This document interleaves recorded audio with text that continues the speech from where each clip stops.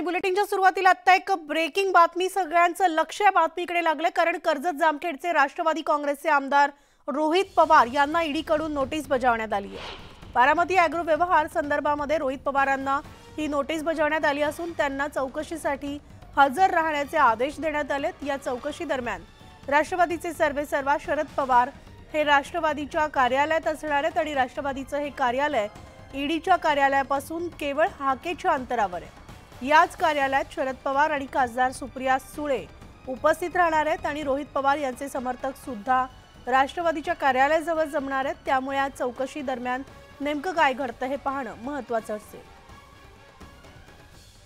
आणि याविषयी आपण सविस्तर अपडेट जाणून घेणार आहोत। आमचे प्रतिनिधी विशाल पाटील आपल्या सोबत आहेत, थेट विशालकडे जाऊयात। विशाल, आज रोहित पवारांना ईडीकडून समन्स देण्यात आले आणि चौकशीसाठी आज हजर राहण्याचे आदेश देण्यात आलेत आणि त्याच पार्श्वभूमीवर राष्ट्रवादीचे कार्यकर्ते सुद्धा ईडी ऑफिस बाहेर जमण्याची शक्यता आहे। काय अपडेट्स आहेत?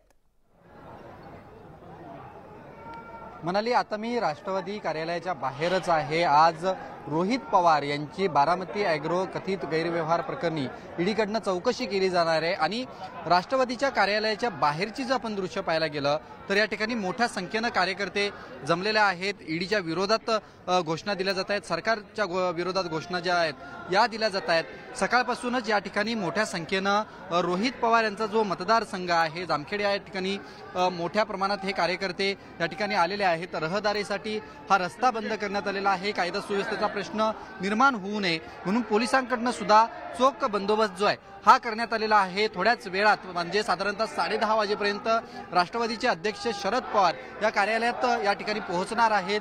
अगदी हकेच्या अंतरावरती ईडीचं कार्यालय आहे। जे समर्थक रोहित पवार यांचे आलेले आहेत त्यांच्याशी आपण बोलणार आहोत। का म्हणून तुम्ही आलेला आहात? कारण का हातात एक बॅनर तुम्हाला दिसतोय की विचारांची लढाई विचारांना लढावी। विचारांची लढाई विचारांनीच झालेली पाहिजे। सुडाचं राजकारण कुठली गोष्ट घडत नाही। येणाऱ्या काळात जनता याचं उत्तर दिल्याशिवाय राहणार नाही सत्ताधारी पक्षाला, विरोधकांना। आज रोहितदादांवर वाढती क्रेज बघितल्यानंतर विरोधकांनी सगळा मांडलेला खेळ हा इथं आहे। विचारांची लढाई विचारांनीच लढली पाहिजे। ज्या सरकार विरोधात तुम्ही घोषणाबाजी करताय, आज रोहित पवारांची चौकशी आहे, त्याच सरकारमध्ये रोहित पवारांचे काका म्हणजे अजित पवार हे सुद्धा सहभागी आहेत। महाराष्ट्राचा बुलंद आवाज, रोहित पवार, महाराष्ट्राचा बुलंद आवाज, रोहित पवार, एकाच वादा। हे संपूर्ण सुडाचं राजकारण चालू आहे।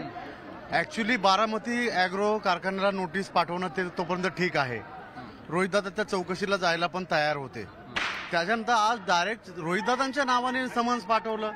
रोहितदादांना 26 तारखेला बोलवतं, रोहितदादा म्हणले जरांगे पाटील येणार आहेत त्यामुळे मी 24ला येतो, त्यालाही परवानगी दिली नाही। ऍक्च्युली हे सुडाचं राजकारण चालू आहे। तलाठी भरती प्रकरणामध्ये तुम्ही बघितलं असेल काय दिवे लावले।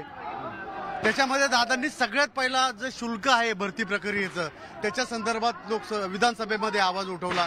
त्यामुळे दादांना एक दुसरं म्हणजे आज ह्या सगळ्या याच्यामध्ये जर पाहायला गेलं म्हणाली तर आता जर आपण या ठिकाणची दृश्य पाहायला गेलं तर अनेक कार्यकर्ते या ठिकाणी जमलेले आहेत। रोहित पवार यांच्या समर्थनार्थ या ठिकाणी आसूड जो आहे हा ओढला जातोय। त्यामुळे एक वेगळ्या प्रकारचा उत्साह किंवा एक समर्थन देण्यासाठी या कार्यकर्त्यांमध्ये या ठिकाणी पाहायला मिळतंय। त्यामुळे ज्या पद्धतीनं आज या ठिकाणी हे कार्यकर्ते जमलेले आहेत, हा राष्ट्रवादीच्या कार्यालयाचा मुख्य रस्ता आहे। हा रस्ता आता संपूर्ण कार्यकर्त्यांनी भरलेला दिसतोय। त्यामुळे थोड्याच वेळात अजून या कार्यकर्त्यांची संख्या वाढू शकते। एक आक्रमक रूप जे आहे हे या कार्यकर्त्यांकडून घेतलं जात आहे।